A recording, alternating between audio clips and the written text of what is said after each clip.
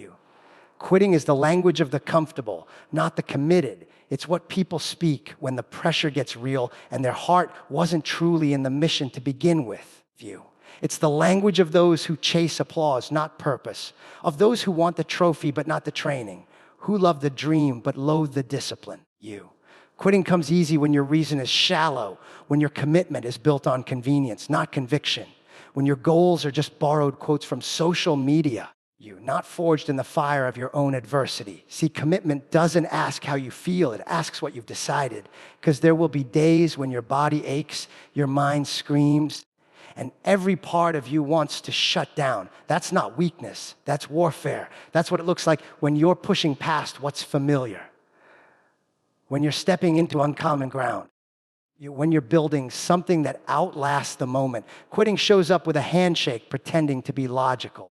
It says things like, maybe this isn't for you, or you've done enough already. It tells you to stop just 1 inch before the breakthrough. That's its signature move, to whisper when you're vulnerable and pretend it's wisdom. Comfort is deceptive. It keeps you warm while killing your edge. It feels like safety, but it's actually slow decay. The comfortable quit because comfort has taught them to avoid anything that requires pain, anything that forces them to level up, anything that threatens their small circle of certainty. But the committed, the ones who've burned the bridge back to average, they don't speak the language of quitting. They may feel doubt. They may fall, they may bleed, but they don't back out. They recalibrate, they regroup, and then they return to the fight harder. The world is full of people who started strong and disappeared. Who made noise for a season but had no endurance? Because starting is easy. Adrenaline takes care of that. Finishing is where the battle lies. Finishing requires endurance that comfort can't provide. It requires clarity of purpose that cuts through pain. It demands that you find something in yourself that excuses can't touch you. That's why commitment isn't a mood. It's a mindset. It's not based on motivation. It's based on mission. You've got to decide what kind of person you want to be. The kind who breaks under pressure, or the kind who breaks records under pressure. The kind who waits for the perfect moment, or the kind who makes the moment count. Because you won't always feel ready. You won't always feel strong. But commitment doesn't care how you feel. It only asks one question: will you keep going? The committed know that failure isn't final unless they decide to stop. They know that the weight they carry now is shaping them into someone who can hold the victory later. They don't look for exits when things get hard. They look for leverage. They don't lower their standards to match their struggle. They raise their stamina to meet it. They understand that every time they choose to show up instead of shut down, they're silencing the voice of comfort and training the voice of resilience.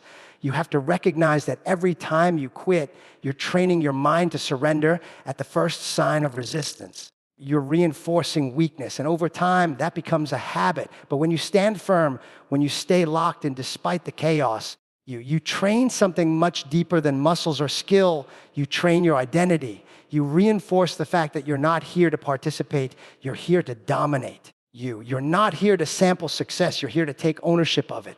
And ownership doesn't speak the language of quitting. Ownership speaks in actions, in discipline, in relentless forward motion. The people who change the world, who build legacies, who shift the atmosphere of every room they walk into. They're not more talented, they're more committed. They've silenced comfort. They've buried excuses. They've made a decision that quitting isn't in their vocabulary, no matter how loud the storm gets. Because they understand that victory never bows to the comfortable. It belongs to those who stay in the fight even after the motivation is gone. Success is earned in isolation, pain, and discipline, not applause. It's not created in front of cheering crowds or during highlight reels. It's built in silence, forged in solitude, and tested when nobody's watching you. The world sees the podium, the stage, the result, but it never sees the nights when you were grinding while others slept, the mornings when you showed up even when your body begged you not to, the sacrifices that quietly stacked up behind every outward victory. Success isn't about being seen. It's about doing what needs to be done long before anyone is looking. Isolation is not punishment. It's where clarity is born. When distractions fade, when the noise of comparison and approval dies down, that's when the real work begins. Success demands that you separate yourself, not because you're better than anyone else, but because you've chosen a standard they haven't. Most people avoid isolation because they fear what they'll hear when the world goes quiet. They fear facing themselves, their excuses, their wasted potential. But the ones who rise, the ones who lead, the ones who dominate, they learn to thrive in the quiet. They use it. They sharpen their mindset when there's no audience, no feedback, no recognition. That's where they harden their edge. That's where the mental armor gets fitted. That's where they stop performing for the world and start transforming for the mission. Pain is not the enemy either. Pain is the cost of progress. The moment you decide to grow, to pursue more, to step beyond the limitations people placed on you, pain will meet you at the door. It doesn't show up to stop you. It shows up to test you. And you have to stop seeing it as a sign that something's wrong. Pain is proof that you're moving, that you're tearing through weakness, stretching beyond the familiar, leaving behind the comfort that kept you small. Most people flinch at pain. They avoid it, numb it, escape it. But those committed to success lean into it. They don't love the pain, but they respect it. They understand that every rep that burns, every conversation that hurts, every sacrifice that stings, it's adding something to them. It's not breaking them. It's building them. Discipline is the glue. It's what holds everything together when the hype fades. Motivation gets you started. Discipline finishes the job. And make no mistake, there will be days when motivation is nowhere to be found, when you don't feel like showing up, when doubt is louder than belief, when you question why you even started. Discipline doesn't care how you feel. It cares what you committed to. It's the internal commander that tells your body to move even when it's tired. That tells your mind to focus even when it's foggy. It's not sexy, it's not flashy, but it's the most powerful force in the pursuit of success. Because the disciplined win even when they don't feel like it. They do the right thing, the hard thing, the necessary thing, consistently, not occasionally. Applause is nice, but it's fleeting. It fades. It comes late and disappears early. If your success depends on it, you're in trouble, because applause will never carry you through adversity. It won't wake you up when the alarm goes off before sunrise. It won't lift the weight, study the chapter, take the loss, or make the tough decision. Applause is a byproduct, not a blueprint. You can't build your foundation on claps and compliments. You build it on reps, sweat scars, and relentless standards. The world doesn't owe you recognition. And the moment you realize that you take back your power, you stop performing for approval and start executing for progress. Those who chase applause are performers, but those who grind in isolation, endure pain, and move with discipline, they're the ones who rewrite legacies. They don't wait to be seen. They build in the dark. They train when no one is watching. They trust that when the time is right, their results will speak louder than any applause ever could. Success demands separation from the people who benefit from your struggle. This is one of the toughest truths to face, because the people closest to you, the ones you grew up with, the ones who share your history, can sometimes be the biggest obstacles in your path to greatness. It's painful to admit, but not everyone in your circle wants to see you win. Some people have learned to thrive off your hardship, your setbacks, your moments of doubt. They don't wish you failure out of malice. They just can't handle your success because it challenges their own comfort zones or threatens their role in your life. When you start moving towards success, everything changes. Your mindset shifts, your priorities realign, and your habits evolve. And not everyone around you is ready or willing to make those same shifts. Some will cheer you on at first, but when your growth begins to highlight their stagnation or expose their complacency, their support turns into resistance. It's not always conscious. Sometimes it's subtle. Maybe it's a comment disguised as a joke, a friendly warning about going too far, or reluctance to celebrate your wins. These behaviors are red flags. They signal that some relationships are rooted in a dynamic where your struggle keeps the balance of power comfortable for them. Separation doesn't mean cutting ties out of spite or ego. It means protecting your energy and your mission. It means understanding that to reach a new level, you need new environments, new inputs, and often new alliances. Success requires you to be around people who push you to be better, who challenge your limits, and who hold you accountable, not just when it's convenient, but especially when it's uncomfortable. If your current circle doesn't provide that, it's not just a risk to your progress, it's a liability. This separation is not about abandoning people. It's about refusing to be held hostage by the people who benefit from your hesitation or failure. Some relationships are designed to keep you small because that's what feels safe for everyone involved. But safety without growth is stagnation.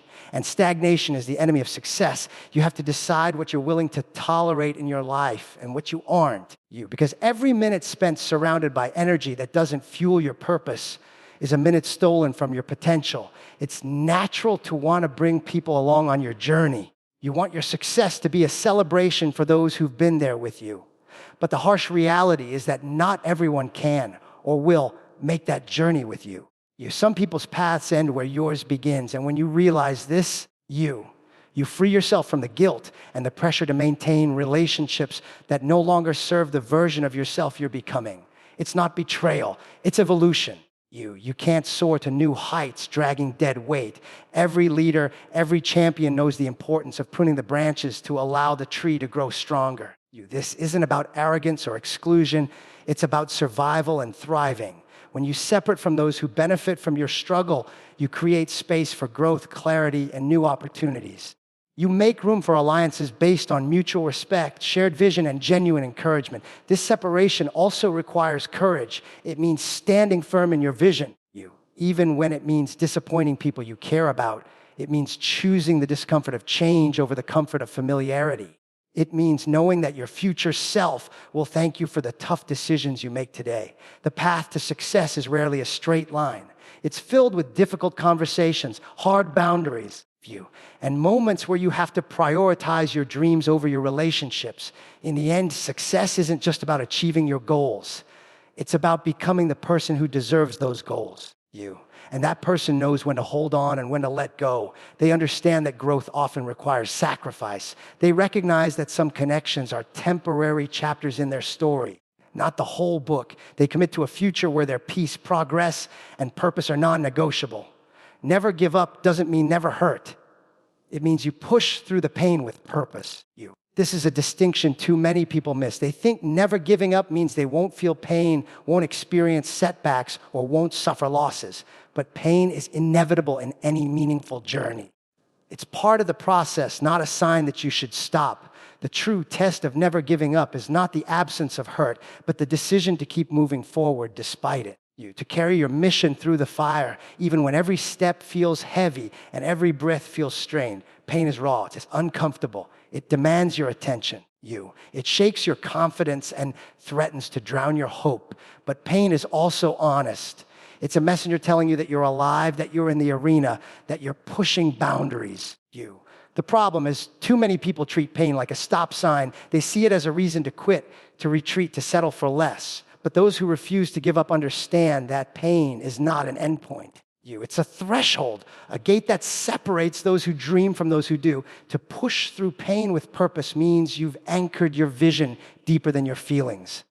It means you've given yourself a reason so compelling, so necessary, that pain becomes secondary to your pursuit. The pain you feel is real, but your why is bigger. Your why is louder. Your why is the compass guiding you through the storm when your mind wants to surrender.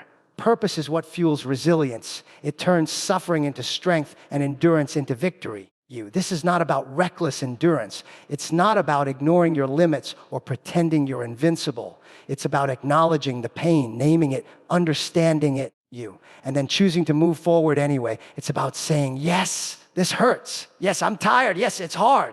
But I have a mission that matters more than my comfort. When you push through pain with purpose, you don't just survive, you transform. You break through the barriers of doubt, fear, and fatigue. You expand your capacity to endure and your potential to succeed. Never giving up with purpose means discipline becomes your ally. On days when motivation vanishes and pain takes center stage, discipline keeps you moving. Discipline is the muscle memory of commitment. It's the inner voice that says, you don't have to feel ready. You just have to show up. It's what separates those who quit when the going gets tough from those who conquer when it matters most. When you're anchored in purpose, discipline doesn't feel like a chore. It feels like a responsibility to yourself and the vision you're chasing. Pain also reveals character. It exposes who you are beneath the surface. When everything feels broken, when your spirit is bruised, when the world seems heavy, your choice to keep going is a declaration. It's a declaration that you won't be defined by your circumstances. you, but by your courage. That your story won't end with this chapter of hardship, but will continue with the chapters of triumph that follow. Every time you push through pain with purpose, you build a foundation of resilience that no setback can shake. The path of never giving up is not smooth.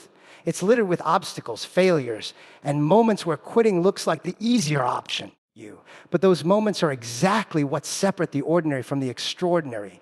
They're the crucibles where your mindset is tested, your faith is refined, and your will is forged.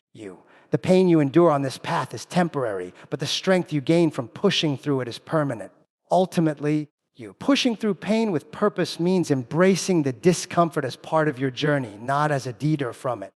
It means rewriting your relationship with struggle from one of avoidance to one of acceptance. It means recognizing that pain is not your enemy. It's a signpost pointing you toward growth, resilience, and eventually success. The ones who truly never give up aren't those who avoid hurt, but those who meet it head on and refuse to be stopped.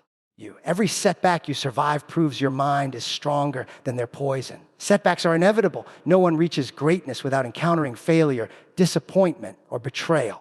But what separates those who succeed from those who falter isn't the absence of obstacles.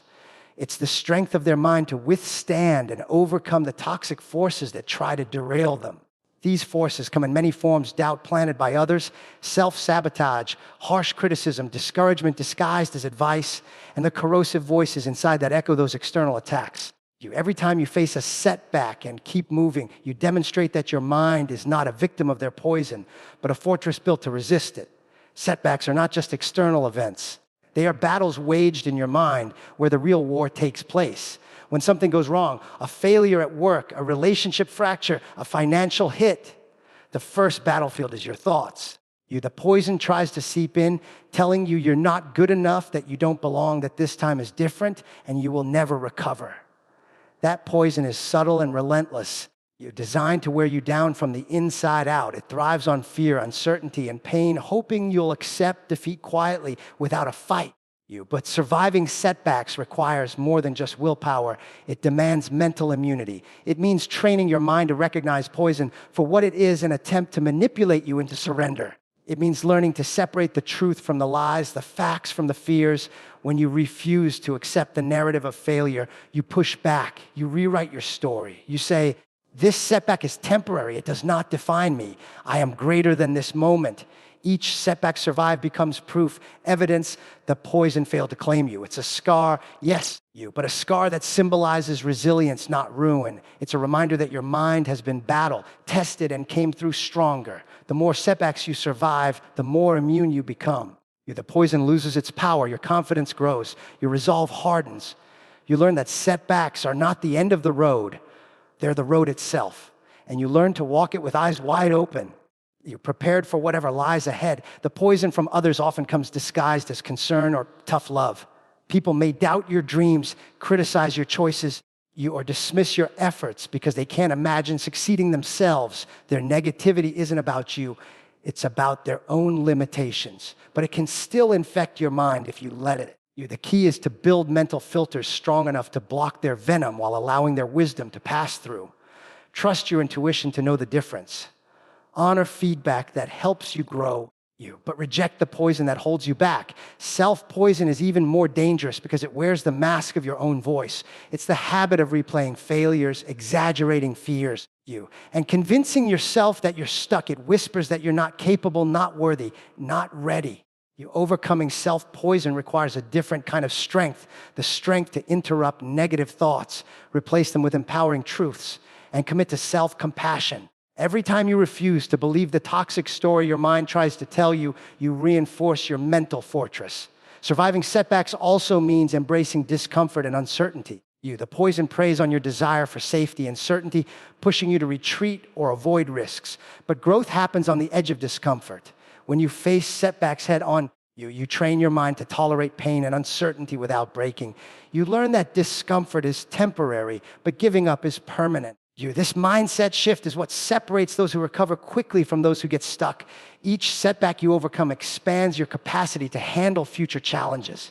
It adds to your mental endurance, It deepens your emotional intelligence and sharpens your problem-solving skills. It teaches you humility without defeatism, persistence without stubbornness, and faith without blindness. Your mind becomes a muscle that gets stronger through every trial, every failure, every moment when you choose to rise rather than fall. Ultimately, the poison from setbacks is only as powerful as you allow it to be. Your survival is a declaration that your mind is stronger than any negativity aimed your way. Every time you stand back up, you're sending a message, not just to others, but to yourself, that no setback can claim your spirit. You're proof that resilience is not just a word, but a way of life. And that proof grows with every challenge you face and every battle you win within your mind. Stay focused. Your mission is louder than their manipulation. In every journey towards success, distraction and interference are inevitable. People will try to sway you, to pull you off course, to confuse you with doubt and negativity. Manipulation isn't always obvious. It's rarely shouted from the rooftops. More often, it creeps in disguised as advice, concern, or even love. But no matter how subtle or persistent it is, you must remember that your mission deserves more attention than their attempts to derail you. Your purpose must be the loudest voice in your mind, drowning out every whisper of manipulation. Manipulation works by creating noise, confusion, fear, second guessing. It makes you question your path, your decisions, and even your worthiness. It plants seeds of doubt that grow into forests of hesitation. The manipulators may not even realize the damage they're doing. Sometimes it's family members who say, "Are you sure this is the right move?" when really they're afraid of change or jealous of your ambition. Sometimes it's friends who try to hold you back because your growth threatens their comfort zone. And sometimes it's your own inner critic, mimicking their voices and echoing their doubts. Turning manipulation into self-sabotage. But your mission, your vision, your goals, your reason for fighting is louder than all of that. It demands your full attention because it's the blueprint for your future. It's the anchor in every storm and the compass in every foggy moment. When you stay focused on your mission, you build an internal fortress that blocks out the noise. Your clarity about why you're doing what you're doing gives you power over the distractions designed to pull you away from your path. Focus is a skill, not a gift. It requires discipline to tune out everything that doesn't serve your mission. It means recognizing manipulation attempts for what they are and refusing to engage. It means setting boundaries with people who drain your energy or cloud your vision. It means choosing your environment carefully, surrounding yourself with those who support your growth rather than those who stifle it. The louder your mission becomes in your mind, the less space there is for manipulation to take root. Your mission is a fire that fuels your actions. When it burns bright, it lights your way even in the darkest moments. The louder it is, the harder it becomes for negativity to silence your voice. Every time you remind yourself of your purpose, you strengthen your resolve. You reject distractions disguised as concern. You refuse to let others' fears become your barriers. Your mission becomes a shield that deflects manipulation and a sword that cuts through confusion. Manipulation thrives on hesitation and uncertainty. When your focus wavers, it gains ground. But when you commit fully to your mission, hesitation loses its power. You become decisive. You move with confidence. You act with intention. And that momentum is unstoppable. Staying focused doesn't mean you won't face challenges or setbacks. It means you won't let those obstacles drown out your purpose or derail your progress. The louder your mission is, the clearer your decisions become. You start to see the difference between feedback that helps you grow and manipulation that holds you back. You learn to trust your instincts over the noise. You develop a radar for toxicity, and you act swiftly to protect your mental space. Staying focused means you take control of your narrative instead of letting others write it for you. Your mission is not just about achieving goals. It's about becoming the person you need to be to reach those goals. When your focus is strong, you grow into your vision. You embody the discipline, your resilience, and courage necessary for success. Manipulation loses because it cannot compete with the strength of a mind fully committed to its purpose. Ultimately, staying focused is an act of self-respect and self-preservation. It says, "My future matters more than your doubts." It's a refusal to be distracted by those who cannot see your potential or who fear what you represent.